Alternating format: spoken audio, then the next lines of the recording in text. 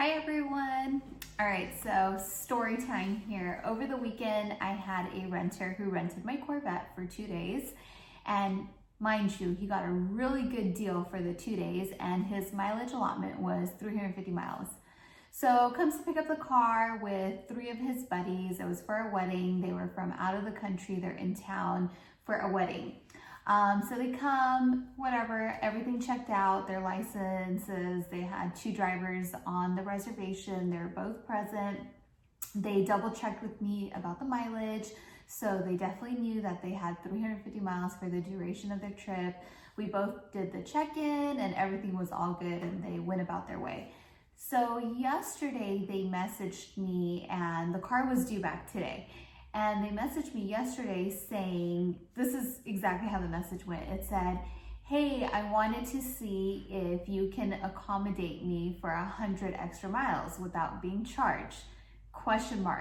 And in the same message, then he goes, I haven't really driven the car at all today because I noticed that the front tires are really worn out. And I feel like it's not that safe to drive. So right away, that's already kind of like a red flag because he's saying that he wants 100 extra more miles while at the same time telling me that he doesn't feel like the car is safe and he hasn't driven it at all today. So why would you want to continue to drive it even more if you feel like it's not safe?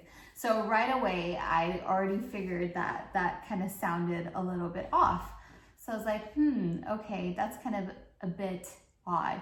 So I let him know, hey, you know what, there's not much I can do to accommodate the extra miles because the reservation is set at 350, but this is the per mile charge and that's just kind of what it is because he already got a great deal on the car. And then he proceeded to just further complain about the tires being worn out.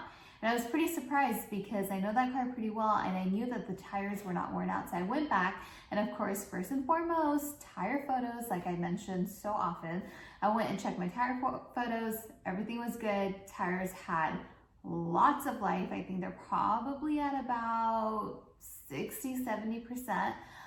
So definitely no issues there. Then I was like, you know what? Let me check the tracking device on this car and just kind of see like what this guy has been up to. Like, has he been driving through the canyons? Where has he been going? So I checked the tracking device and I come to see that he had multiple speed alerts and that he was hitting speeds of 117 miles per hour. And that happened multiple times. And he was driving in the Inland Empire and Los Angeles area, which those roads are notorious for being horrible. And if you're driving 117 miles per hour on those roads with potholes and not smooth surfaces, those tires are gonna be a wreck, especially low profile tires on a sports car. I mean, that's just gonna be what it is. So, you know, I kind of felt like this guy was trying to punk me.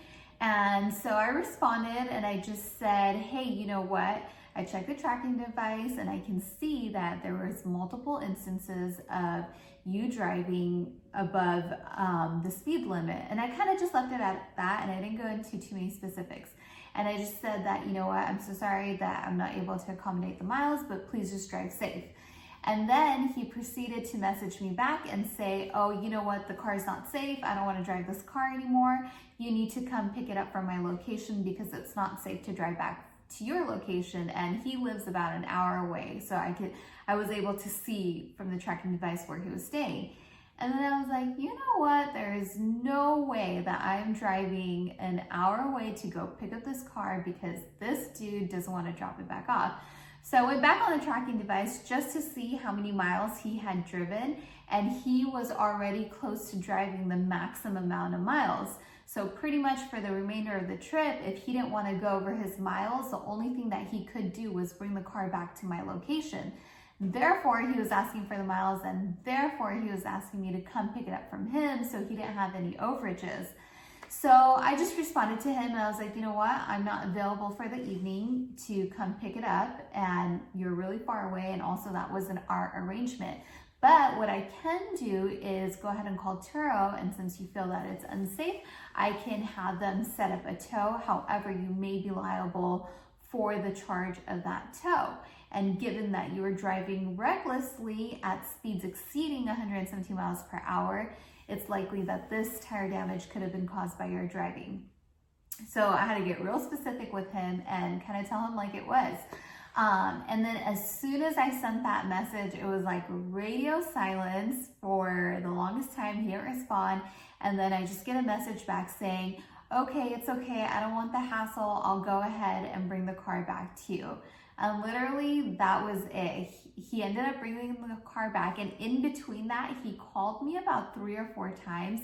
And in these scenarios, if a renter ever tries to call me where, you know, I'm sort of having a bad experience with them, I don't ever pick up the phone call because I want everything in writing. I want it all through communication. So he called me a handful of times and I didn't answer. So I just sent him a message back, just kindly saying like, hey, I'm busy at the moment. Is there anything I can help you with? And no response. And he just goes, no, it's okay. Everything's good. So it only leads you to wonder like what it is that he was trying to say. So anyways, long story short, car comes back, he drops it off. I wasn't there to meet him, so he had to leave the key in the car for me. And then when I got to the car, I inspected the tires, and the tires were thrashed, like literally burnt. And damn, I forgot to take a video of it, but I do have some photos of it, which I'll post at the end of this video. But you know what? What can you do about that? So basically that's what happened, and I'm likely gonna get a bad review from this dude because he was not happy and somehow thinks that he is not in the wrong, even though I have all the GPS tracking data of his speed and where he drove and everything. And then of course the before and after photos of the tires. So sometimes in these situations, I've had people ask me like, what do you do when something like that happens and you're gonna get a bad review? Sometimes you just gotta take the bad review because it just comes with the nature of this business. There's really not much that you can do about it. But if the majority of your profile is filled with positive reviews, future renters will be able to see that, hey, you know what, it was likely just that person and not the host. And now with the respond to reviews feature, it just makes it all the more better because you can respond to the review and say what really happened. And again, that's if they leave a written review. So we'll see if he leaves me a review. I'm almost certainly positive that he is going to leave me a bad review, but you know what? I can't let someone punk me around, especially when they're so in the wrong about, you know, how they treated the car. So I'll for sure be leaving him a bad review.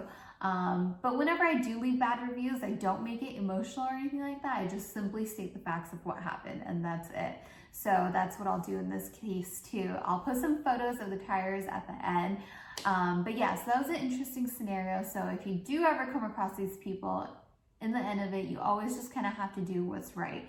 And that's sort of been my rule of thumb, my motto is just do what's right. And that's what was right in that situation. And if it turns out to being a bad review, then it is what it is.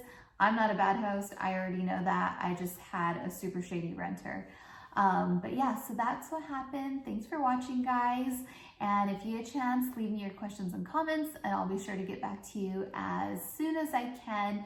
Happy December. The holiday season is upon us, and I'm really excited to end the year on a strong note and hopefully have a great month of rentals. So we'll keep you guys posted on just the progress of the market throughout the month and how I see things sort of panning out for the remainder of the year.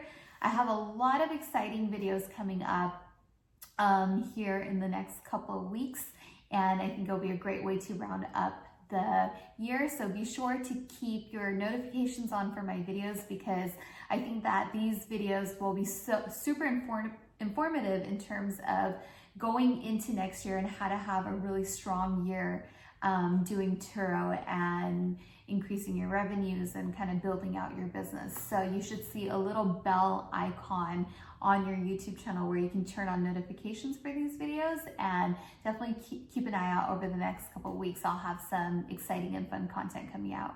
All right, guys, thanks for watching. I'll talk to you soon. Bye.